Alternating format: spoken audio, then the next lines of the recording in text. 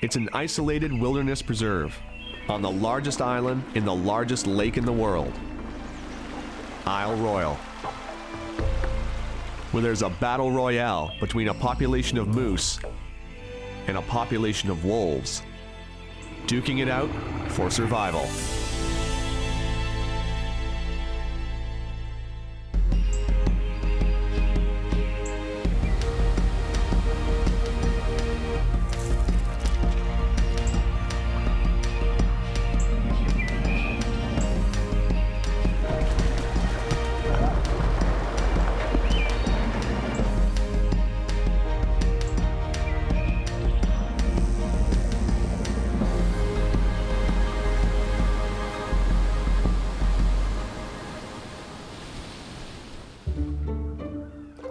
It's just after sunrise in Copper Harbor, Michigan.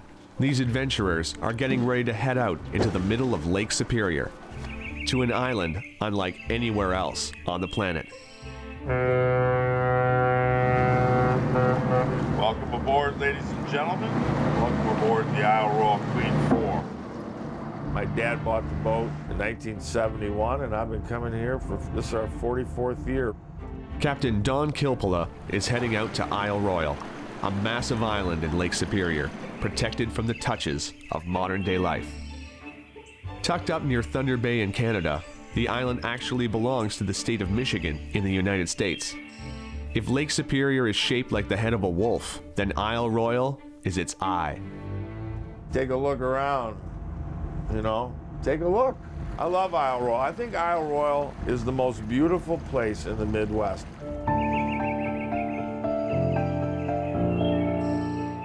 It's beautiful because it's pristine wilderness. The island is home to a population of wolves and moose, and being isolated from the mainland means it's the perfect place for researchers to study predator and prey. But when their population balance shifts, the whole island is at risk. Researchers are trying to figure out when to intervene and when to let Mother Nature take charge. It's not exactly an easy spot to visit. You got to take a boat or you got to take a seaplane. You've got to make arrangements. It's usually a 2-day travel experience. It's 50 miles long, 10 miles wide. It was a resort area and a commercial fishery in the 1850s, 1860s. They had copper mining there. In 1944, it was by Congress enacted as a national park. You really feel like you have a wilderness experience when you come out here. There's no roads, there's no cars, there's no electricity. 99.8% of the island is a wilderness area. I've been saying this for many years, only the hardiest of the hardy go to Isle Royale.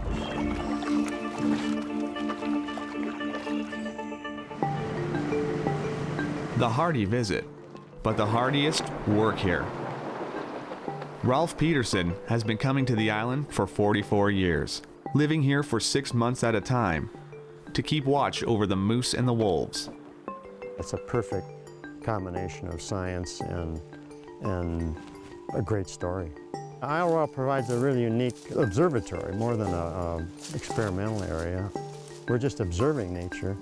It's a simple system where the whole island is dominated by a single predator, the wolf, and a major prey animal, the moose. And that interaction has fascinated scientists for over half a century.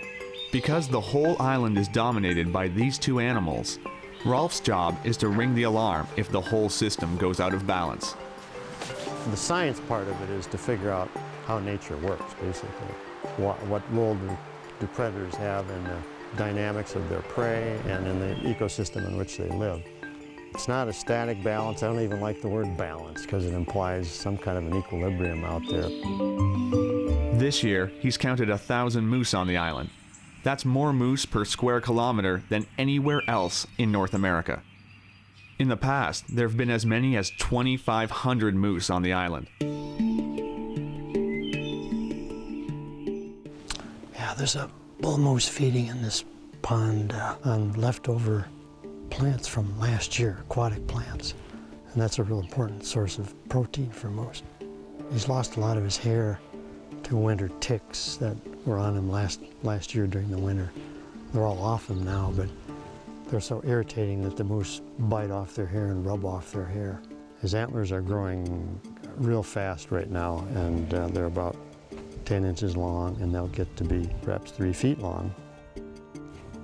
She's a young, could be a yearling, who's been kicked out of the house by her mom. And so she's looking for her mom. And life is just bad for a yearling. So if her mother has a calf, she'll get rid of her year-old offspring so that that calf bonds just with her. If you're a moose, life is just full of danger. Everything about them is geared towards avoiding predators. Their huge ears allow them to hear things a mile away. That big nose, which looks so awkward, is full of fancy valves that allow them to shut off their nostrils voluntarily. They can close their nose off. We can't do that. You know, we gotta go like that. By closing their noses, moose can swim far distances, which is how they got to the island in the first place.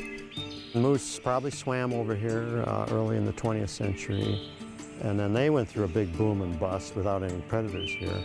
Quickly, the moose population shot up into the thousands, gobbling up huge swaths of the forest, almost destroying the island.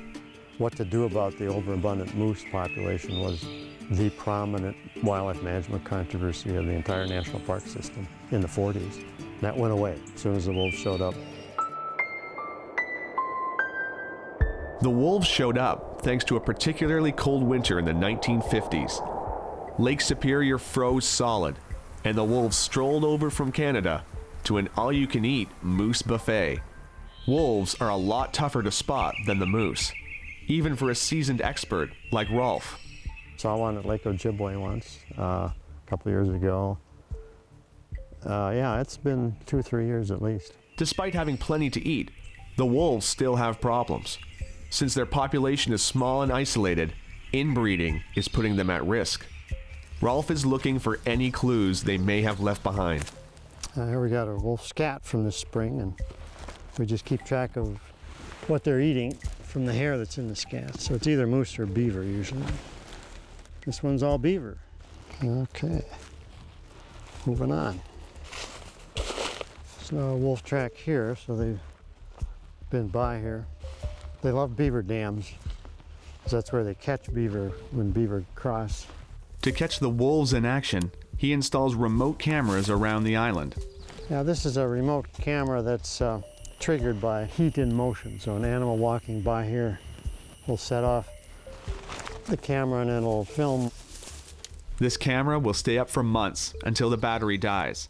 Okay. Rolf needs this footage to know how the wolves are doing, and he's not optimistic. Right now, the island is in danger of losing its top predator. There are only 8 left, the fewest wolves ever counted. If they die out, the moose population will grow too big for the island to handle. What really directs what happens here are unpredictable big events. And they're like the freight train coming around the corner that you don't know is approaching, but it's going to change everything when it gets there. The big events can start out small. In 1980, a visitor brought their pet dog to Isle Royale, introducing canine parvovirus to the wolves, which killed off half the population. That allowed the moose to grow out of control, decimating the food supply on the island. So much so that in 1996, 75% of the moose died of starvation.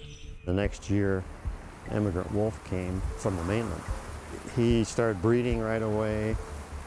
His genes started going out throughout the whole island because his offspring dispersed and became breeders in all the rest of the packs within 3 years. And so his arrival led to a genetic rejuvenation of the population. They rose to high levels, and they started killing moose at a rate that we'd never seen before. Now the wolf population is back down because of inbreeding. Everybody's so closely related, they just can't find anybody but their brothers and sisters or mom and dad to mate with. These record-low wolf populations are affecting more than just the moose. So beaver are going up, moose are going up, foxes are going down because they rely on scavenged carcasses. Ravens are going down. I know what the future of the island without wolves would look like. and it's not very pretty. We've seen it before, and the public didn't like it. Scientists and wildlife managers thought it was irresponsible, actually. With the island so close to the tipping point, Rolf calls in some volunteers to give him a hand. Bones! Lots of them!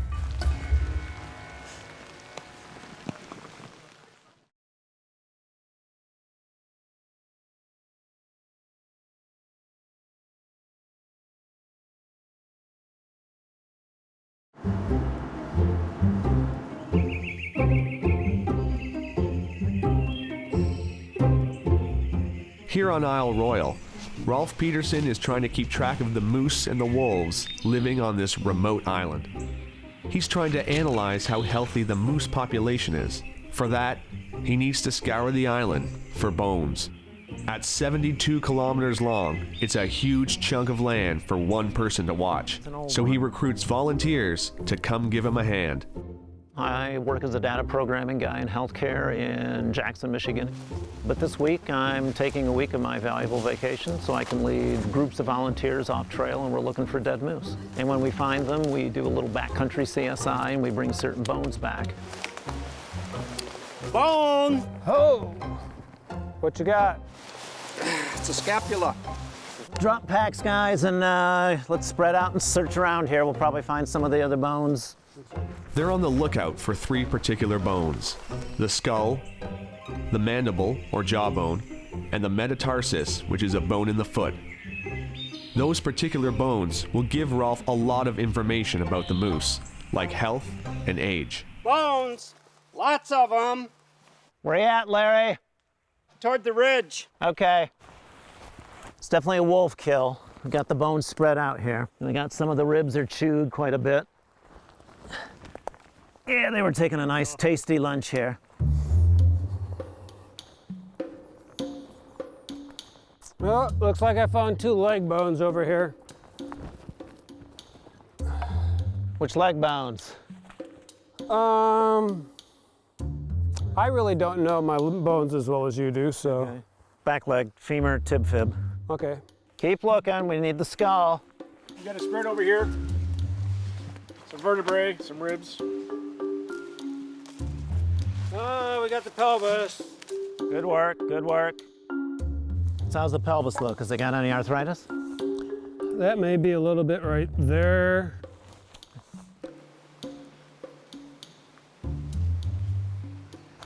Aha, got a metatarsus.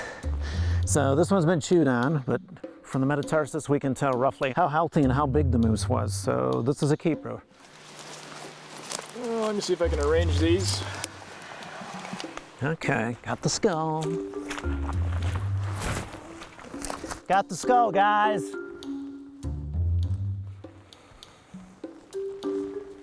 So this is definitely a wolf kill. The bones are scattered about. We found the bones probably over a spread of a good 200 feet. We haven't found all of them.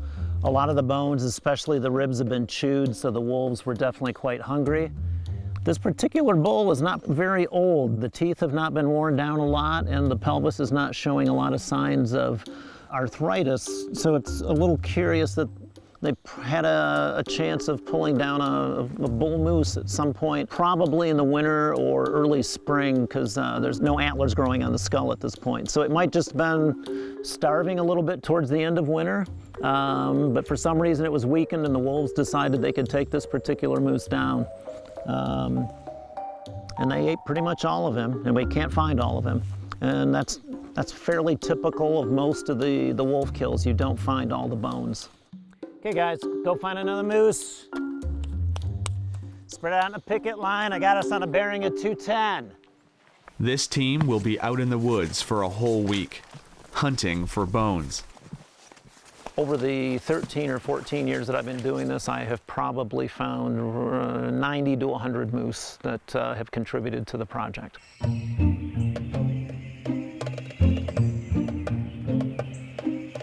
Back at his cabin, Rolf goes over every bone with his wife Candy, looking for clues into the animal's life. The bull's skulls always weigh much more than the cows, and you can see here that his antlers had just fallen off because it's kind of a concave surface and it's very rough. So he died early in the winter.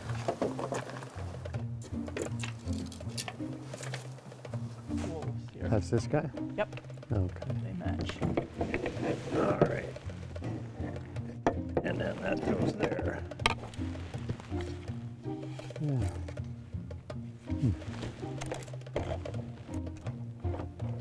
And, but it was loose and infected, so. All right. And that's the right, left hip. Dislocated hip. He was limping. Probable wolf kill. Yep. Okay. This is the haul from this year alone. Rolf has amassed quite the collection over the past few decades.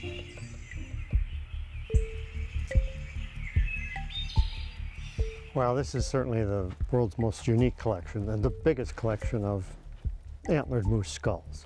Yeah, we started collecting skulls of moose in about 1979 or so to get more data on size of the skull and particularly the brain case, which is a sign of early nutrition. From the antlers, we can tell how healthy it was because that's what the ultimate purpose of antlers is, to indicate to females how fit a bull is. Yeah, these moose are a real exception. Most moose die without their antlers on, and most of them are killed by wolves. Each of these bulls has a story, and some of the stories we know. These two guys in the front died locked together. They got their antlers stuck during a rutting fight and then couldn't pull apart, and they both died. This is a good example of a moose that died pretty young, probably 2 or 3 years old, but his antlers were pretty pathetic for a 2-year-old, and they were asymmetrical, which means there's something wrong with his health, and the wolves killed him. This, among all these strange moose, this would certainly be the strangest. It was born with uncertain gender, neither completely male nor completely female, and it didn't have enough male testosterone, male hormone, to grow normal antlers. A set of antlers that was originally attached to this moose. They're extremely heavy. Large antler might weigh 10 pounds, 8 to 10 pounds. These are 3 times that. So each of these antlers probably weighs about 30 pounds. Each of these bones helps Rolf uncover the story of the animals on this island. There used to be a wolf-moose story, and it's a wolf-moose vegetation story, and then it's diseases of wolves that have come into play, and parasites of moose in the form of winter ticks. And so the story gets more and more complicated with more and more players. That's how he gets the story of the moose. But the wolves are much trickier. When Rolf collects the remote cameras from the island, he gets an eyeful that he wasn't expecting.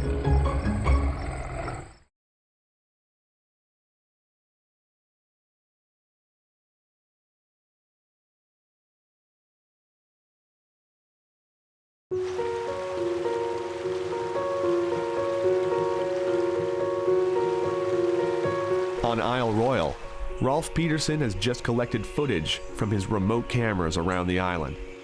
Wolves are incredibly difficult to spot in the wild, so this footage is crucial. It's the first time he's seeing these wolves up close in months. This is really the only way we see up close the wolves behaving normally. Like here's an adult, one of the males or females. We'll never see it, that wolf up close. This is my first time through what we picked up this winter. It's a fox. That's mostly what's going on. And it had just snowed, so they're having to dig it all out. Ooh, wolf, okay. That's what we want. If I can tell who it is, that's nice. All I know is this is a pup. Probably another pup. There's 3 pups in this pack. Okay, that's the collared wolf. In his case, he's a non-breeding adult. His sister is the breeding female, and the male is a distant relative, a more distant relative. Sometimes you can see their femur protruding. No, this one looks fine. By the time pups are 9 months old, they have to take their place last in line. So if anybody starves, it's the youngsters at this age. So it's the alpha male and female that will eat first. That's one of the adults there now, chewing on a bone. So this was maybe the only time I've gotten more than 2 wolves, 3 wolves a couple times in the summer, but it was really good because this we now know is a brother and sister, and then aunt, who's much more cautious, is waiting for these other wolves to get through this area. Now she's coming. See, I was there 10 days previously, and these wolves are smelling my scent. Sometimes he plants little surprises in front of the cameras just to see how they react. This was really important footage for us because it was the first time these 2 wolves, we'd ever seen them. And then we put some scats here from the other end of the island in hopes that they'd stop and check it out. And they found it extremely interesting because they know who these wolves are, but they're not supposed to be here. Maybe that's what they're thinking. And sometimes he catches a glimpse at the predator-prey relationship in action. This is one of the better little clips we've ever caught. At night, wolves, all you can see is the lights of their eyes, but it's the audio. There it is.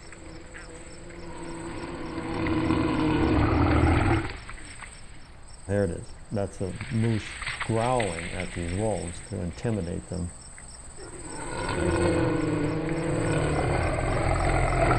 And I'd never heard that before. It's really wonderful because the moose was about a foot away from the camera. And the wolves were intimidated and they all left. So it sounded like a lion roaring.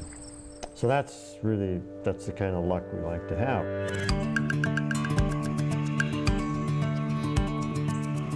For now, the wolves of Isle Royale still have a fighting chance. But Rolf doesn't want to leave it up to chance this time. He's pushing to introduce new wolves to the island, a pair of them, to boost the current population. John Bustich and I, we share the directorship of the study. We've both advised strongly that putting wolves here from the mainland would be a pretty smart thing to do in terms of conserving the present population of wolves and conserving their position here on the island as an apex predator, and mostly keeping a lid on this moose population, because once that population bomb goes off, yeah, there's problems. It's a foggy, rainy morning on Isle Royale. Jeff and the other visitors are on their way home after a week out in the wild. Of the 4 teams, we found, I believe, about 19 or 20 different moose. We've got a lot of data for the project, and most of us are probably happy to be going home so we can get some nice dry clothes and a warm bed that we're used to. The wolves are definitely an important part of the identity of Isle Royale, I think. Just the chance to be off trail or on trail and hear the wolves at night, because they do howl, and that does add a certain flair to the island that you're not going to get if the wolves are gone. And it's nice to know Isle Royale's here, and we're lucky enough to be able to come back year after year. As they return to civilization and the hustle and bustle of regular life, Rolf is still here, fighting to keep the wolves and the island alive. I would hope my legacy would be that people would appreciate how important it is to have a complete ecosystem, meaning top predators as well as herbivores and vegetation, in some kind of a relationship. And it appears to be rather difficult, even after 50 years, for people to actually realize that these wolves are actually pretty important, and they, in effect, manage the island. So it's as simple as that.